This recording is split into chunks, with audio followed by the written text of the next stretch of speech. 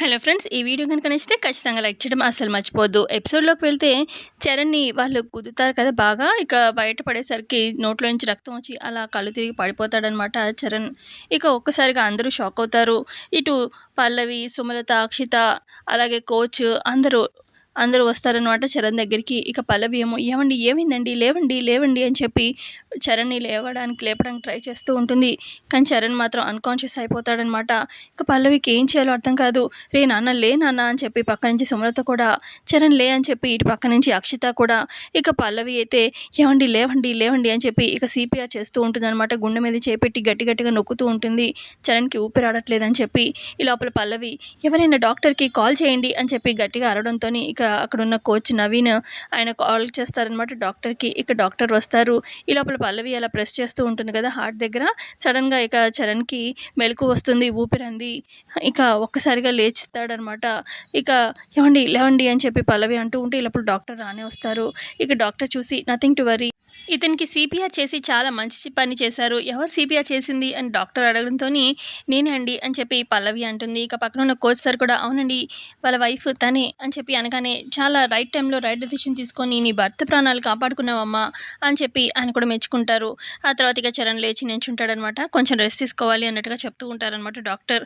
ఇక అప్పుడు డాక్టర్‌తో ఇలా అంటాడు చరణ్, "లేదు సార్, నాకిప్పుడు గేమ్ ఇంపార్టెంట్. నేను ఆడాల్సిందే, కబడ్డీ ఆడాల్సిందే. ఫైనల్స్‌కొచ్చేసాము. నేను ఆడాలి" అని చెప్పి చరణ్ అంటూ ఉంటే, "లేదండి, రిస్క్ అండి, వద్దండి" అని చెప్పి పల్లవి అంటుంది. ఇక ఇటు చరణ్‌తోని వాళ్ళ అమ్మ సుమలత కూడా అంటుంది, "రేయ్ చరణ్, ప్రాణాల కన్నా ఈ గేమ్ ఇంపార్టెంటా చెప్పురా?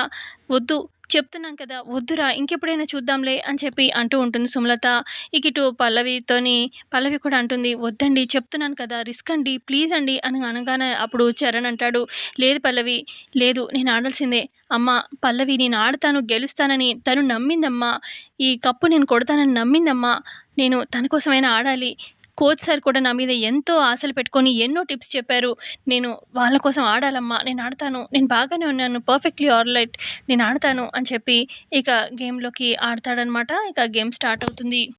ఇకలా చరణ్ టీమ్ ఆడుతూ ఉంటారు. ఇటుపక్క ఆపోజిట్ టీమ్‌లో ఎవరైతే చరణ్‌ని ఇంజ్యూరీ చేశారో వాళ్ళు అనుకుంటూ ఉంటారు, ఈ చరణ్ గాడు చస్తాడేమో అనుకుంటే మళ్ళీ వచ్చాడు. అయినా ఏముందిలే, వాళ్ళకన్నా మనకి పాయింట్స్ ఎక్కువ.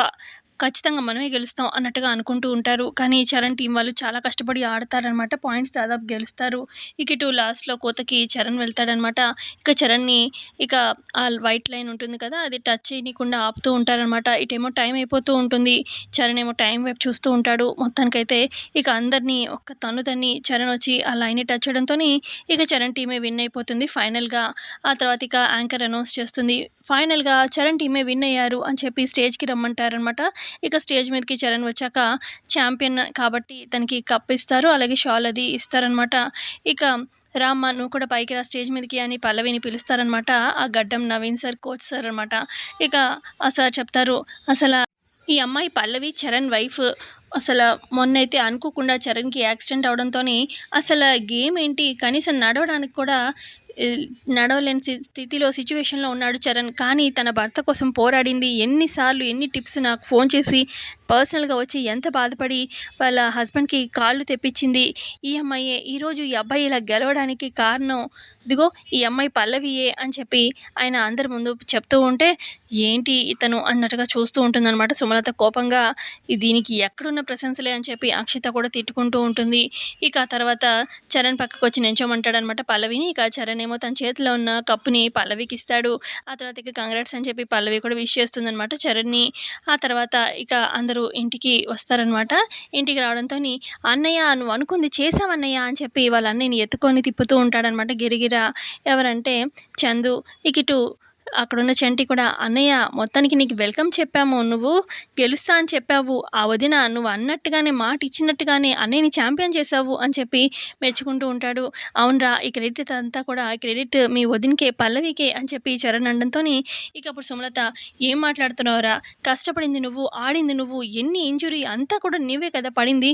మొత్తం అంతా క్రెడిట్ ఆ పల్లవికేంటి, అదేం చేసిందని" అని చెప్పి సుమలత అంటూ ఉంటే ఇక అప్పుడు అక్షిత "అంటే ఆంటీ, మీరు కబడ్డీ ఆడొద్దన్నారు కదా, ఈ పల్లవి ఏమో ఆడమని కొంచెం మోటివేషన్ ఇచ్చేసరికి బావగారు పల్లవికి మొత్తం క్రెడిట్ ఇస్తున్నట్టున్నారు. అనగానే లేదు అక్షిత అలా అని కాదు. అసలు నేను ఒకానొక టైంలో గేమ్‌లో మొత్తం హోప్ వదులుకున్నాను. గెలవలేను అన్న సిట్యుయేషన్‌లో ఉన్నాను. కానీ పల్లవి నాకెంత మోటివేషన్ ఇచ్చింది. తన మాటలతోని నిజంగా గెలిచేంత కాన్ఫిడెన్స్ ఇచ్చింది. అది ఎవరు చేయలేనిది. అందుకే నేను అంత పట్టుదలతో ఆడాను, గెలిచాను. అంత పల్లవి వల్లే అని చెప్పి అనగానే ఇక ఆ బామ్మేమో చెప్పాను కదరా!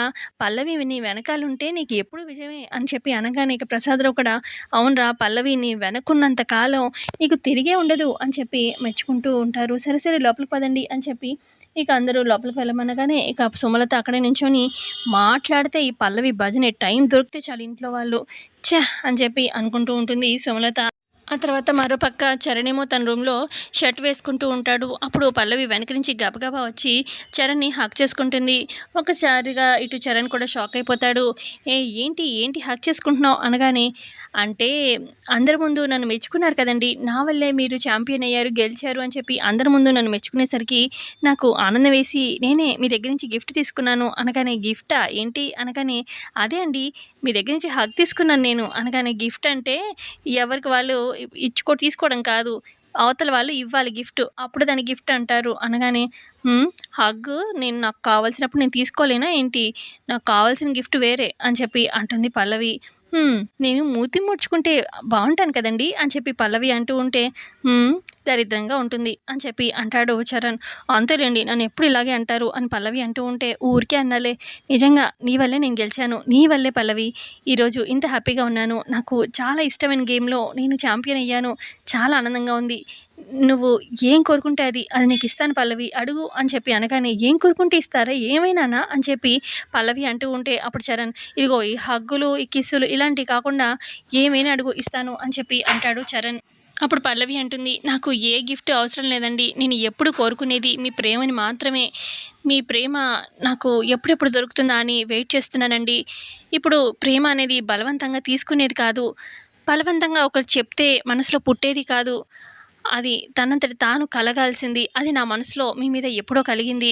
మరి మీకు నా మీద ఎప్పుడు ఆ ప్రేమ కలుగుతుందో అనేది నేను వెయిట్ చేస్తూ ఉంటానండి. మీకు మీరుగా నన్ను దగ్గరికి ఎప్పుడు తీసుకుంటారనేది నేను ఎదురు చూస్తూనే ఉంటాను. అంతే. అంతకుమించి నేను ఇంకేమి కోరుకోనండి. మీ మనసులో నాకు స్థానం కావాలి అంతే అని చెప్పి పల్లవి అక్కడి నుంచి వెళ్ళిపోతుంది. ఆ తర్వాత ఇక సుమలత ఇంటికి కారేసుకొని మొన్న సుమలత ఫ్రెండ్ ఒక ఆవిడొస్తారు కదా! భాను అని. ఆవిడ వాళ్ళ కూతురిని తీసుకొని వస్తుందనమాట. రండి రండి అని చెప్పి అందరూ కూర్చోబెడతారు. ఏంటి సడెన్‌గా నీ కూతురిని తీసుకొచ్చేసావు అని చెప్పి సుమలత అంటూ ఉంటే, అప్పుడు అక్షిత అదేంటి ఆంటీ అలా అంటారు? పోయినసారి వచ్చినప్పుడే ఆంటీ తన మనసులో ఉన్న మాట చెప్పారు కదా! వాళ్ళ కూతురికి మీ అబ్బాయి చందుకి పెళ్లి అన్నట్టుగా. అందుకే అమ్మాయిని చూపించడానికి తీసుకొచ్చినట్టున్నారు అని చెప్పి అనగానే, ఈవిడేంటి ఆ అమ్మాయిని డైరెక్ట్‌గా తీసుకొచ్చేసింది అని చెప్పి చంటి మనసులో అనుకుంటూ ఉంటాడు. ఇక అక్కడే ఉన్న ఇటు ఉష అయితే టెన్షన్ పడుతూ ఉంటుంది. ఏంటి ఈవిడ అన్నట్టుగా చూస్తూ ఉంటుంది. ఇక పల్లవి ఏమో అబ్జర్వ్ చేస్తూ ఉంటుందనమాట. ఉష బాధపడుతుంది కదా అన్నట్టుగా. ఇక ఒకరినొకరు చూసుకుంటూ ఉంటారు. చందు అలాగే ఆ భాను వచ్చిన వాళ్ళ కూతురు అటు చందు చూసుకుంటూ ఉంటారు. ఇక అమ్మ వెళ్ళు ఆంటీ కాళ్ళకి దండం పెట్టు అని చెప్పి ఈవిడ అన్నంతోని గబగబా అమ్మాయి వచ్చి సుమలత కాళ్ళకి దండం పెడుతుంది. ఏదైనా పెంపకం బట్టే ఉంటుంది. కొంతమంది ఉంటారు అనవసరంగా పెద్దవాళ్ళైనా సరే మాట పట్టించుకోకుండా ఇష్టం వచ్చినట్టుగా నోటికొచ్చినట్టు వాగుతూ ఉంటారు అని చెప్పి పల్లవిని ఇండైరెక్ట్‌గా అంటూ ఉంటుంది. ఆ తర్వాత ఇక సుమలత అంటుంది, "డైరెక్ట్‌గా వచ్చేసారు. కనీసం ముందుగా చెప్పుంటే పంతులు గారికి ఇన్ఫార్మ్ చేసేదాన్ని. ఆయన ముహూర్తం పెట్టేవాళ్ళు కదా!" అనగానే ఇక వాళ్ళ ఫ్రెండ్ అంటుంది సుమలత ఫ్రెండు, "నీకంతా ఎందుకు? నేను చెప్పే వచ్చాను. పంతులు గారు రానే వస్తా ఉంటారు. ఒక 5 మినిట్స్‌లో వచ్చేస్తారు" అనగానే, "అవునా?" అని చెప్పి అంటుంది సుమలత. ఈ లోపల పంతులు గారు రానే వస్తారనమాట. ఇక ఇటు ఒకరికొకరు వీళ్ళిద్దరు నచ్చినట్టే ఉన్నారు అని చెప్పి సుమలత అంటుందనమాట ఇద్దరిని చూసి. ఇద్దరు చూసుకుంటూ ఉంటే. ఇక ఆ తర్వాత పంతులు గారు రావడంతోని అక్షిత వెళ్ళి చందు జాతకం తీసుకురా అని చెప్పి అనగానే, ఇక పంతులు గారి దగ్గర ఆల్రెడీ వాళ్ళ అమ్మాయి జాతకం ఉంటుంది. ఇక చందు జాతకం కూడా ఇస్తారు. ఇక పంతులు గారు జాతకం చూసి ఇద్దరి జాతకాలు బాగా సెట్ అయ్యాయండి. ఒక 3 రోజుల్లో దివ్యమైన ముహూర్తం ఉంది. పంతులు గారు చెప్తారనమాట. అలా చెప్పడంతోని ఇక ఉష షాక్ అయిపోతుంది. ఇక ఏంటి అలా చూస్తున్నావు? వచ్చిన వాళ్ళకి కాఫీ ఇవ్వాలని తెలీదా? అని చెప్పి అక్షిత అనడంతోని ఉష వచ్చి అందరికీ కాఫీలిచ్చేసి ఇక బాధతో అక్కడ ఉండలేక వెళ్ళిపోతుందనమాట కిచెన్‌లోకి. ఆ తర్వాత ఇంకొక 3 రోజుల్లో మనం నిశ్చితార్థానికి ముహూర్తం పెట్టేసి అది అయిపోయాక ఇంక మంచి ముహూర్తం చూద్దామండి పెళ్ళికి అని చెప్పి అంటూ ఉంటారు పంతులు గారు. సో, ఇంతే అండి ఇవాల్టి ఎపిసోడ్‌లో జరిగింది. ఎపిసోడ్ నచ్చితే ఖచ్చితంగా లైక్ చేయండి. Thanks for watching.